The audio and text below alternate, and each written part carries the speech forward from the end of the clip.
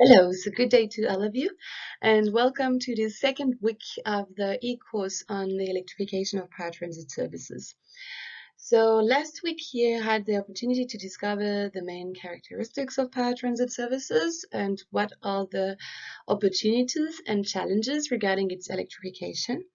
This week, we will try to deepen some of the topics that were already addressed by figuring out what can be the national actions and strategies to implement by government to foster the electrification of the power transit services.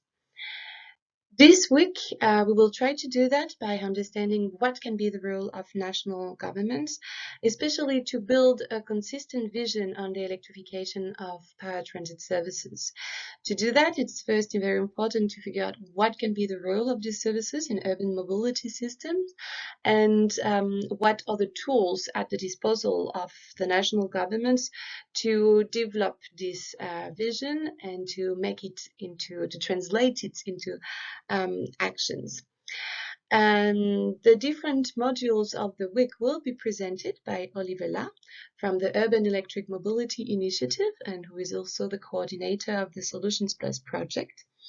And Oliver will, in a first video, give you this broad overview of the national policies that can be developed at the national level.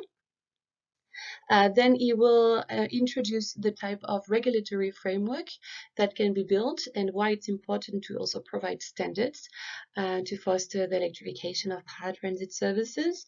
Then you will have a look at the type of incentives that can be fostered to really develop and enhance the electrification of power transit services, maybe through pilot projects, through specific funding mechanisms, or by fostering ecosystem of actors. Eventually, in a fourth video, we will have a deeper look on how to foster national industry. First, to promote the manufacturing of electric vehicles, but also to promote the construction, the building of a national ecosystem of actors to provide the sector with the relevant skills. Then this week will take us to India for the case study where Ravi Gadepalli, who's an independent consultant from Transit Intelligence, will present a very specific type of national reform that has been implemented by the Indian government to foster the electrification of power transit services in general, but he will try to illustrate it through a specific example of electric three-wheelers. And then, based on all these different videos, content, and knowledge, we will suggest for you a weekly assignment. So this assignment for the week will be proposed based on the case of India. For those of you who do not experience power transit services in their own city. So in this case, we would like you to come back on the main steps and the levers that are required to build a national strategy according to what is presented in the videos of Ravi on the Indian National Reform Program. And in the case where there are actually power transit services in your country, we would like you to explain if there are specific strategies that are being elaborated at the national level, first to regulate the power transit services and also to foster its electrification. In the case where those strategies exist, we would like you to explain what are the measures that are being implemented and if they are part of a consistent vision towards the electrification of the power transit sector. To do so, we suggest several readings.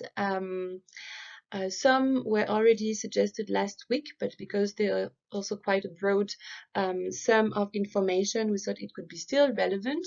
So this is the case, for instance, for the Power Transit Toolkit that is freely accessible online.